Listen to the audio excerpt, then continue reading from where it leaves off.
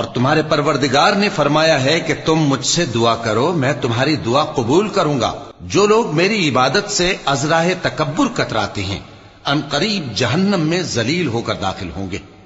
अल्लाह ही तो है जिसने तुम्हारे लिए रात बनाई कि उसमें आराम करो और दिन को रोशन बनाया कि उसमें काम करो।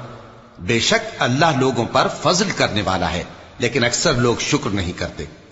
यही अल्लाह तुम्हारा परवरदिगार है जो हर चीज का पैदा करने वाला है, उसके सिवा कोई माबूद नहीं, फिर तुम कहां से भटकाए जाते हो। इसी तरह वो लोग भटकाए जाते थे जो अल्लाह की आयतों से इनकार करते थे।